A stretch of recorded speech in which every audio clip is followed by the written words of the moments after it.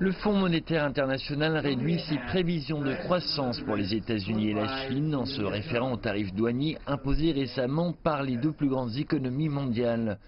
Les États-Unis ont imposé un droit de douane de 25% sur les importations chinoises pour une valeur de 50 milliards de dollars.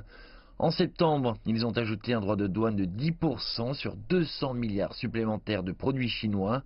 Au cas où les États-Unis imposeraient des droits de douane sur toutes les importations chinoises, comme le président Donald Trump a menacé de le faire, le FMI prédit qu'il va probablement réduire le PIB américain de plus de 0,9% en 2019, la production économique chinoise devant chuter de 1,6%.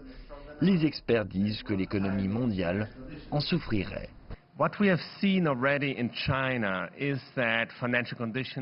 Nous avons déjà vu en Chine que les conditions financières se sont nettement resserrées cette année et les tensions commerciales sont l'un des facteurs qui ont conduit à cette perte de confiance des investisseurs en Chine. Le danger est qu'à un moment donné, ces tensions commerciales affectent la confiance des investisseurs dans la situation financière mondiale.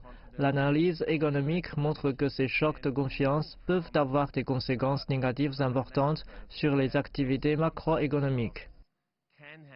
Les analystes estiment que les récents tarifs américains vont très probablement augmenter, ce qui aurait un effet négatif sur la confiance, les actifs et les investissements.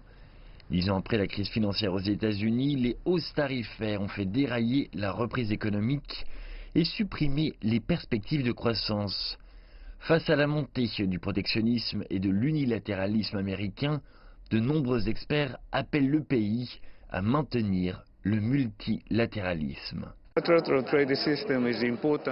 Le système commercial est important et a profité à tous les pays. Les économistes asiatiques ont étudié la nécessité de créer un système commercial plus ouvert, notamment en Chine, en Inde et en Indonésie. C'est très important. Le Fonds a toujours été très clair sur la nécessité d'appuyer l'approche multilatérale visant à résoudre les problèmes mondiaux dans divers domaines, tant dans le commerce que dans la réglementation financière. Les observateurs disent que l'érosion du système commercial multilatéral perturbera les règles commerciales mondiales existantes et déstabilisera l'expansion économique.